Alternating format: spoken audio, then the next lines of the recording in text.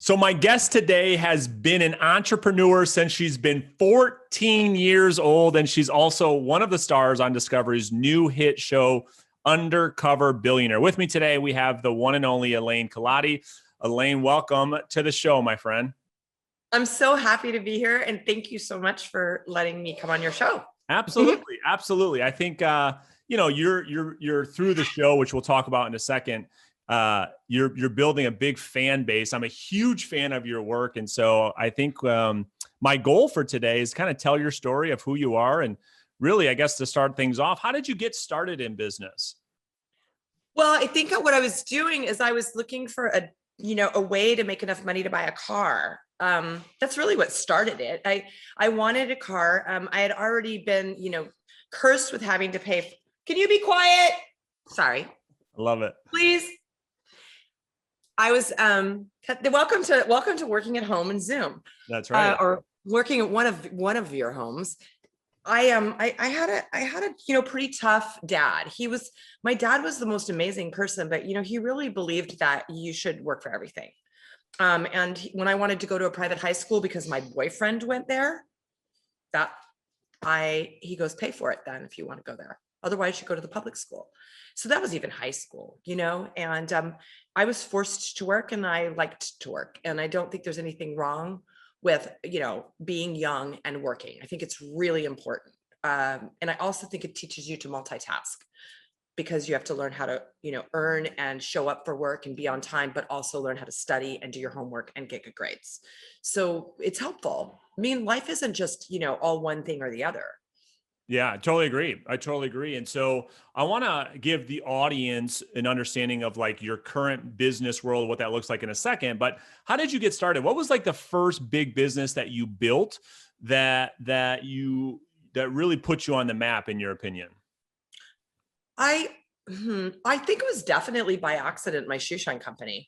And the reason that it was big is because I had all my friends working for me. They were just renting the booths. I had these shoe shine booths in car washes and in hotels, and that my girlfriends that were in college were just renting the space. And I had a lot of income, but also I had contracts, right? Because I had to build the shoe shine stand and hire somebody. So I would go to the location and get a contract because it wasn't worth the investment. And I didn't know what I was doing, but I was doing something. So then all of a sudden I had a whole bunch of rental equipment in locations with contracts with employees that was actually sellable. That was a tenable project. And so I sold it. I mean, good for you. When you do things like that, I think do them by accident a little bit. Yeah, I totally agree. Yeah. I know it all. Yeah. I was like, wait, I can sell this for what? Like, really? I love it. So what is that's great. I know it. So what does your business world look like today? Give us a high level understanding of what you're working on, what the projects look, what are the companies that you're running today look like? I would say that for the most part, I'm fairly focused on entitlement work.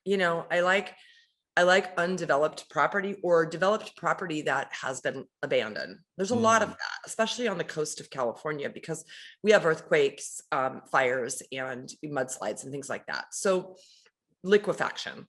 Yeah. And because of that, if an area, gets pummeled, it is often forgotten about because it's just too expensive to sort of, redo it, if you will. And I'm not a believer. I'm like, it's going to be like that forever. Fix it. And it's our one West Coast, so that's where I'm focusing all my energy. I do obviously have a farm, which you'll see as the show progresses. That's also totally by accident. It was just a piece of real estate I fell in love with, and I needed a place for my animals.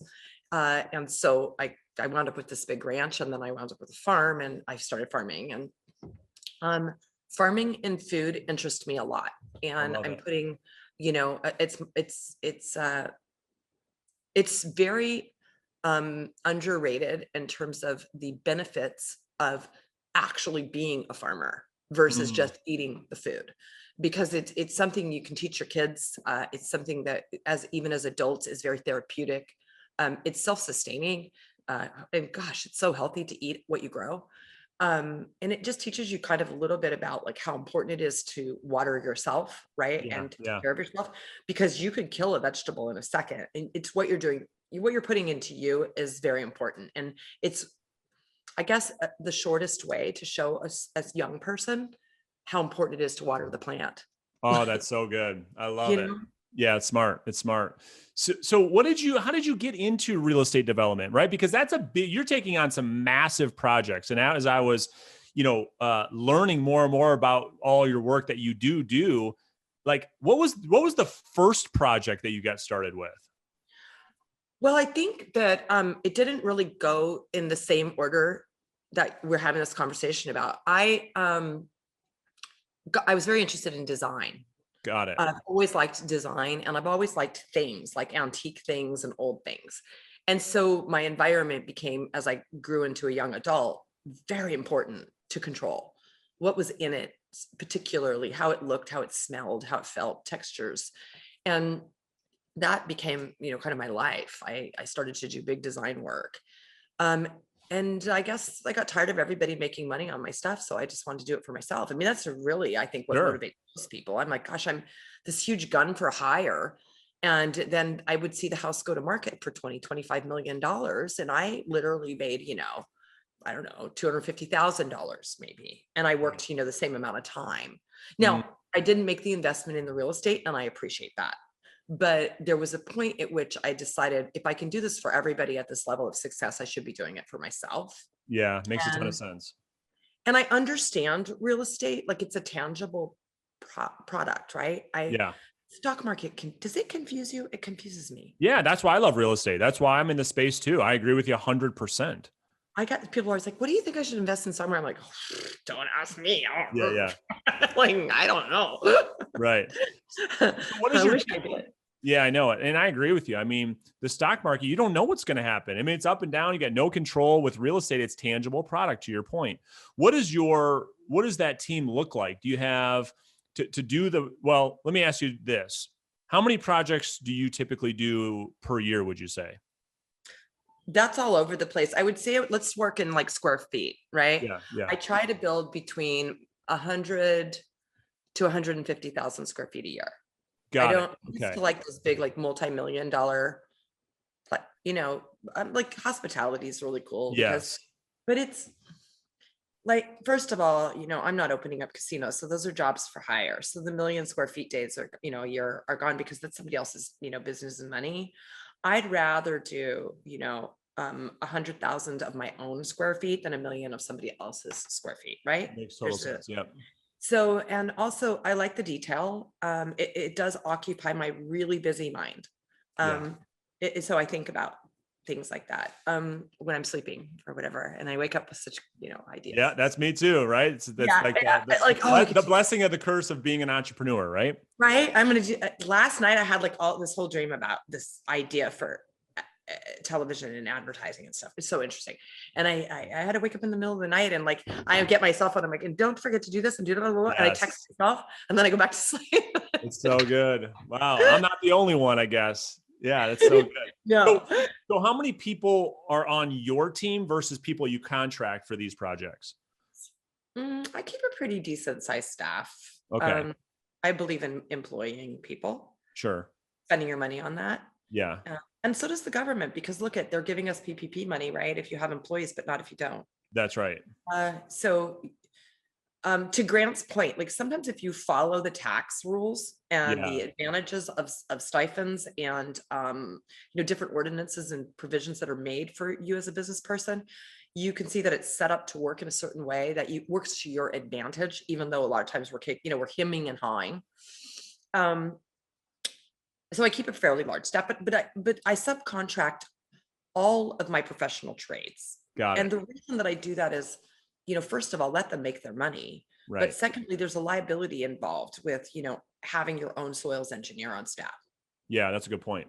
And I'm not sophisticated enough to know when it's right or wrong. So sure. Yeah. So, I think that when people become business people, to your point, or entrepreneurs, they forget that when they employ people, they're in a leadership position. What is your philosophy as it relates to leadership and the people that work on your team? Well, I would have you should have asked me this last year. It would have been completely different. After doing Undercover Billionaire, I have completely shifted. One of the most incredible things watching yourself on television, I'm sure, and I cannot imagine I'm alone, because I'm usually pretty confident in myself. I believe in my self-confidence. I drive myself crazy. I literally don't I get so mad at me for not listening, not taking a minute and slowing down and listening, watching what's really going on. My temper. So to answer your question, dramatically, I have changed one thing about my management style, and that is to spend a little more time observing before I opine. I love it. Seek first to understand, right? Right. Yeah, it makes a ton of sense. I think it's a great skill of a leader. And we were talking off air before we started the interview. It's hard, because as driven entrepreneurs and business people, we want to go, go, go, go, go. And most people aren't hardwired that way. Most people don't wake up in the middle of the night and putting notes in their phone and driven and can't wait for the day to get started. So I think that's smart that you're seeking to understand so your people know how much you care. I think that's really smart. So you get into, the show Uncover Billionaire, right? Undercover Billionaire on Discovery. How did that come about? Like, you're just doing your thing, developing properties. How did this get started? There were probably many candidates, selected by the team. So because Glenn, had a very successful #1 hit show on Discovery, which was a hit for a lot of reasons. I think a lot of people at first tune in because they want to see a billionaire, without any money, right? But at the end of the day, it wasn't that at all. It's an existential wealth show. And people don't understand existential economics because we don't talk about it, because existentialists were kind of wiped out at the, mid part of the 19th century. We just don't go around thinking, oh, what am I worth and what is my real value and all. But these are important questions to ask yourself. I mean, Sure, they really are. No, they're not ethereal. How do you sell yourself? Right.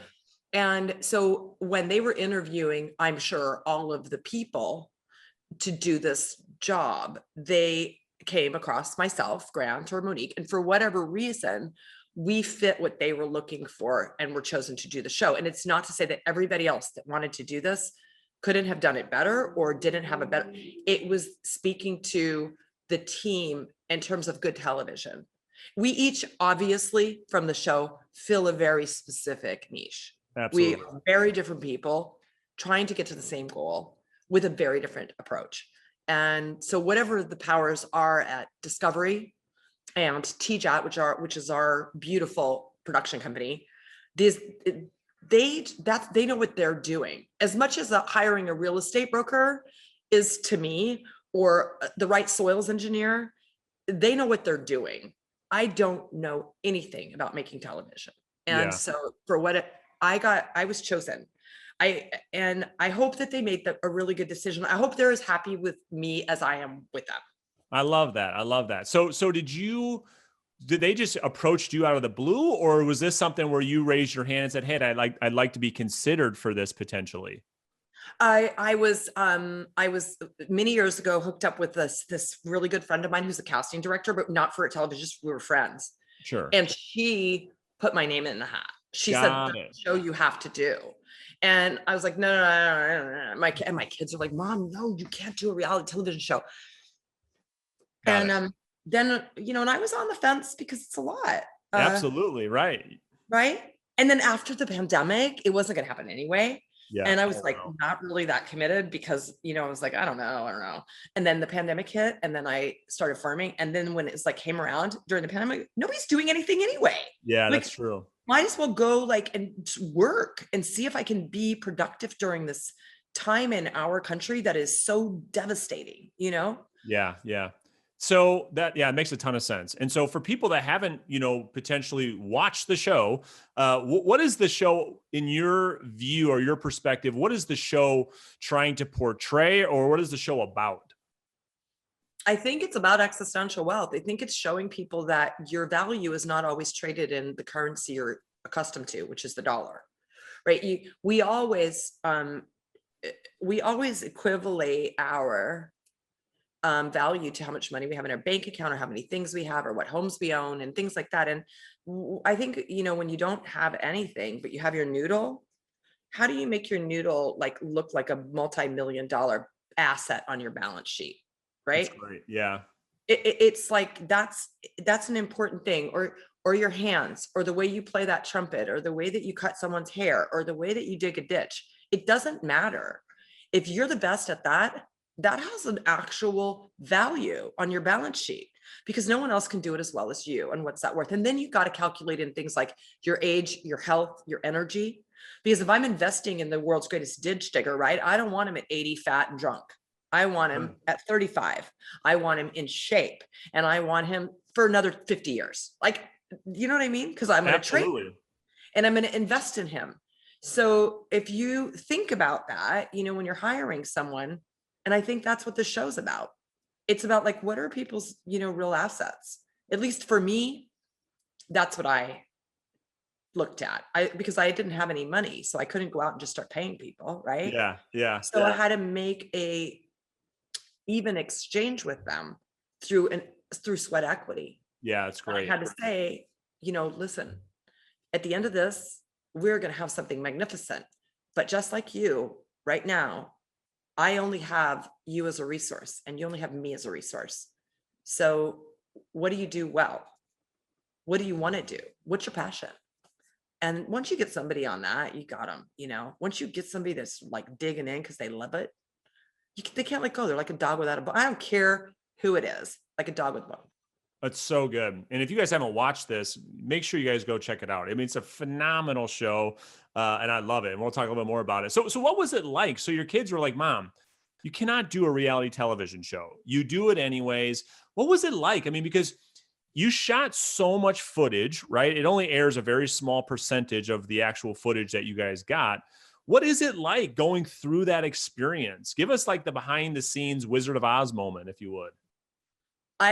First of all, I don't know when I first got there, I thought like, oh, it's a documentary on farming.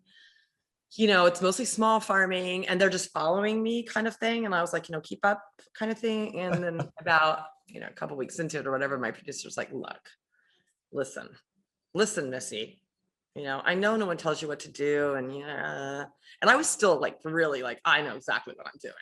So, hey, sure. I got this. And he's like, yeah. Mm-mm. And the footage that doesn't make it to air is shocking. It's shocking. I just was talking to one of the producers about one of the people on the show that's very important to me that's actually not going to make the show. And the reasons the person doesn't make the show are like, for me, it's like, I go, no, that person has to make the show. And they're like, no, he's not good TV. I get he's great for you, but it's just like flat. It just like, it loses momentum, and we can get to the same place without it. So, and it's just so like, it's so cold hearted, yeah, I'm like, no, he's gotta be in, they're like, nope, sorry, didn't make it. And I'm like, oh, literally I'm fretting. I'm like, what am I going to tell him? Oh my God. Because these are real relationships that you're building in an area that you don't know anybody, which is why the show's so great. And so with those interactions with those people, what do they think? I mean, how much of it is, staged versus total authenticity and real? Oh, okay. First of all, I can't speak to everybody's experience. We didn't stage anything. Wow. Nothing. Zero. Nothing. Crazy. When the team ate lunch, no, this is important, okay? Because I got really upset about it. Sure. When the team ate lunch, I did not get to eat lunch because I had to get my lunch. So they would eat without me. Crazy. That was for a couple of weeks. That was really upsetting, you know? And, but it's like, that's the point. And yeah. And when I'm hungry anyway, like I'm so moody. Holy hell. Was there any part of you that was like getting into it? And then to your point, the realness of it, where you're like, the hell with this. I'm out. I don't want to do this. Or were you going to push through no matter what? No, in every single thing, loyal to a fault. Got it. Is, I have said I'm doing it. It just, you would have to like literally stab me in the back to get me to go. I'm not, while I'm hanging on, literally face down in the back, knife right to the heart. It would, there's no way I would let go. I'm just one of those people. So it doesn't matter how bad it was. I mean, I will say that when the fires started and everything was burning and people were like losing their homes, on top of COVID, and the smoke was too bad to go outside and work. I was just so disheartened. It was just overwhelmingly sad. Wow. And I'm not, I'm an optimist, right? And my sense of humor has saved my life, my whole life, every minute. Sarcasm, irony, you name it. I rely on that, like to lift me. And there was nothing funny about that. Like, this was like, what the hell? I mean, what else is going to go wrong, And yeah, so that was the one time I think that it wasn't like I was going to quit. I just like, when I put my feet on the on the ground in the morning, and instead of feeling like ready to go and excited and really like, I was terrified. Yeah. I woke up, like, oh God, what's going to happen? Wow. And that lasted for, probably about 2 weeks. That's interesting. You can see it. Yeah. Yeah. That's interesting, because it was probably almost like a new reality that you haven't maybe felt in a while when you were on this show. Like, it kind of all hit you. How much interaction did you do with Grant or Monique during the whole process?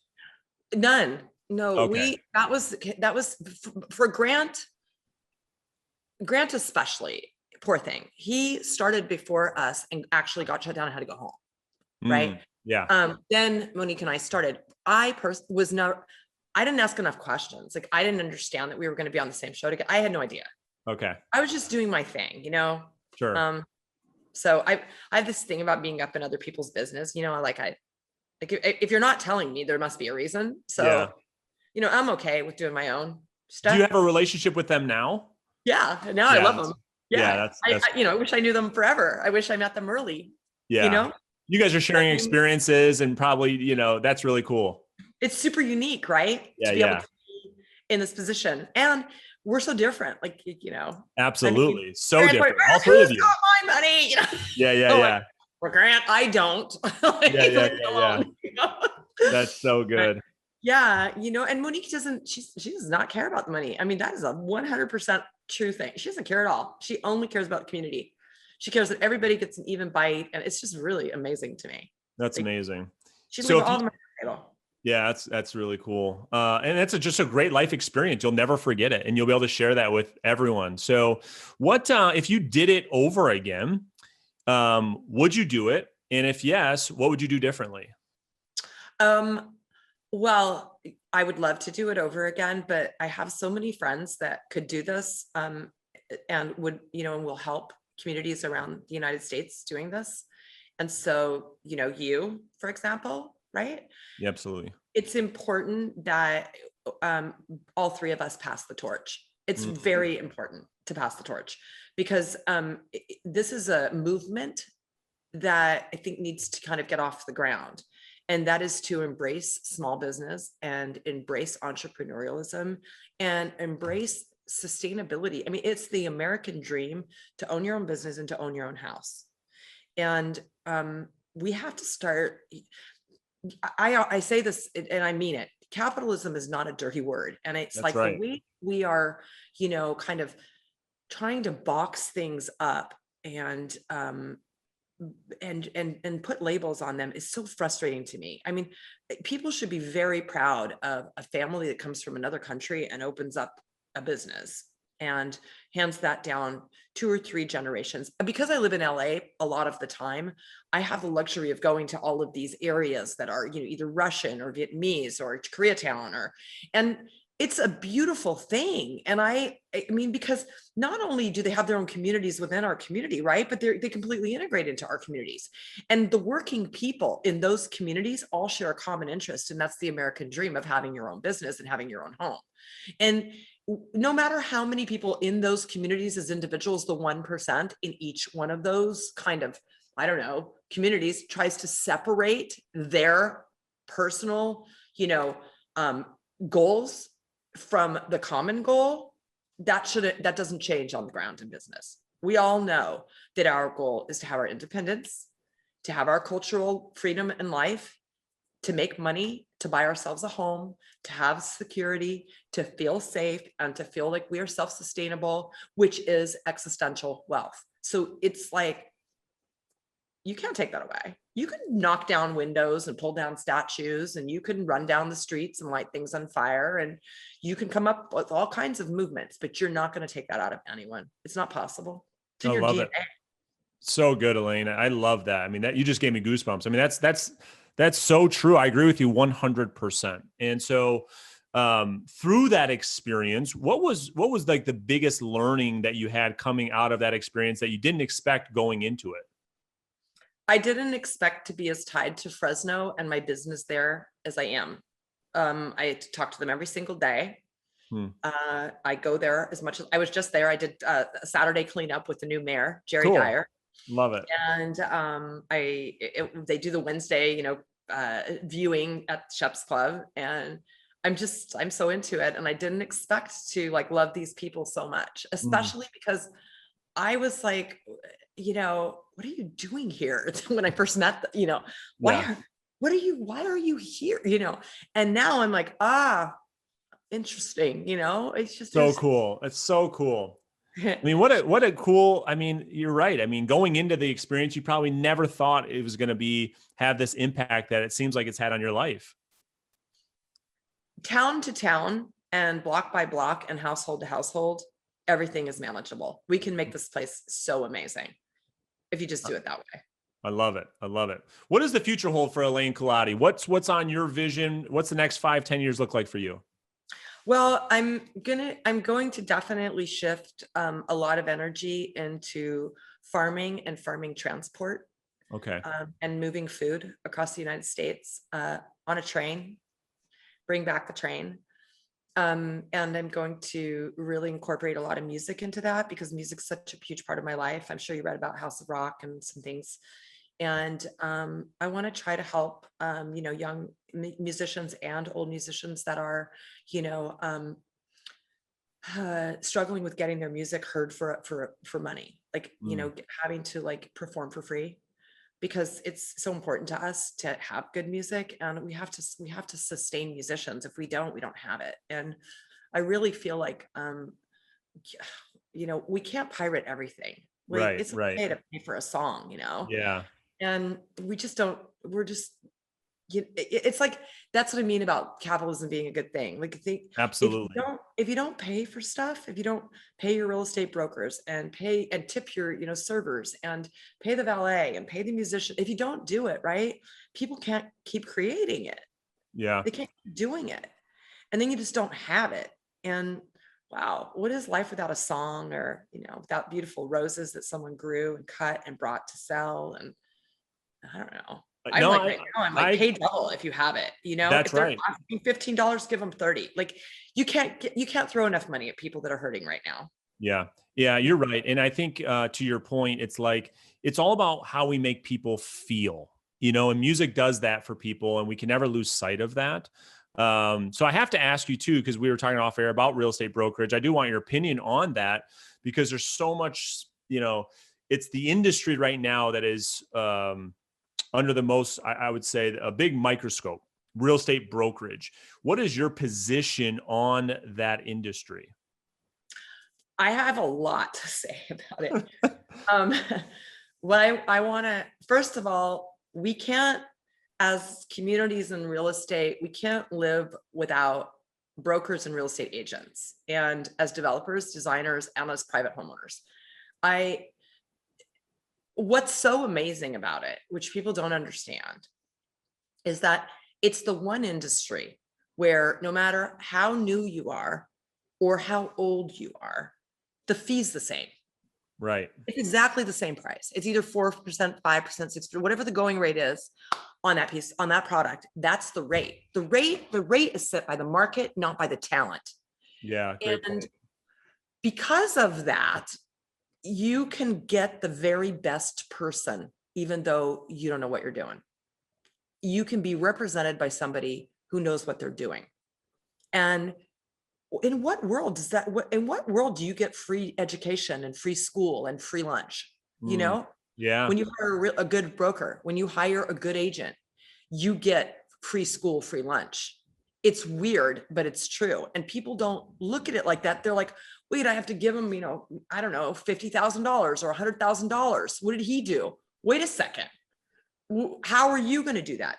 How are you going to market it? How are you going to, people don't understand the buying and the selling end. If you discount the commission too much, guess what? Those brokers want to go where there's more commission because they got to feed their families too. It's just not transparent enough for a layman to really understand. And the real estate Brokers Association and Realtors Association need to do educational seminars and explaining what the benefit is. Yeah. And I also think that we should probably consider that certain brokers shouldn't discount. Because what happens is that you're taking away the marketplace, right, of the brokers that are trying to start their business. And you're speaking to my heart right now. Does that make sense? 100%. So it's just and I don't, because it's not my industry, I just write checks. Sure. But I've had good and bad brokers and I know the difference. And, one of the most important things is effort. Show up, Yeah, because cost is a byproduct of value, to your point. Exactly. Yep. That's so good. So that's my position on the surface. Love it. Thanks for sharing that. Yeah, that's good. Maybe we'll say that for another episode. So if you could go, the Elaine today can go back and talk to your 14-year-old self and you started all over again, what would you tell her? Oh, save more money. Yeah, save more money. Because I'm a big shopper. Yeah. And well, you look great. So, hey, well, it's hard. It gets harder. I'm 55 and I'm really proud of my age and my family and all that. I don't really care about it.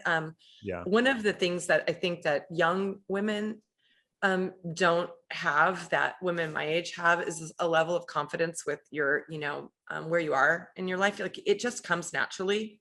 Yeah. It's not something that doesn't come along. And so I always, whenever I see young girls that are, pulling down their shirt or putting on, just adjusting themselves. And, and I laugh because, it's like their security is wrapped up in their beauty to some degree. And it's so funny because sometimes the less you do, the more beautiful you are. Cause you're forced to, I'm my daughter will kill me for saying this.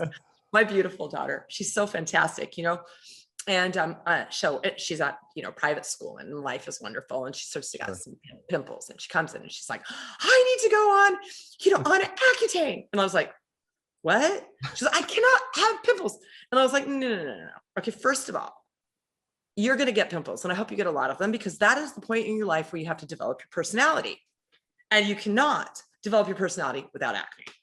And you're not going to take a drug that's maybe going to make your toenails fall off. So forget about it. Start working on your jokes, your whole stand-up, because you're going to need it for at least 2, maybe 3 years when you have acne. It's great advice. That's great advice, great parenting. And quite frankly, that's great leadership, so kudos to you. I love that. So that's great advice. I mean, I think for a lot of young people that will watch this interview, I think that will resonate a lot with them. Where can people connect with you? When's the best place to connect with you these days? Well, I mean, obviously, I started to do social media when the show started, and what an interesting place, right? So I have an Instagram. It's Lipstick Farmer, and I have 3,000 followers. Everybody else has 30,000, 3 million, right? I'm like, no, I have 3,000, but every single follower, it says request, and I push the button, and I'm like, I read, and I'm like, okay. And then I get the people we could get you 25,000 followers. Who would they be? And what would they want? And how would I talk to them? So that's my Lipstick Farmer. And come on. I love it. I love, I know you started your Instagram. I love it. I love the content you post. It allows people to connect with you, just like this interview, because you see you on TV, and you're I told you before this, I love your work.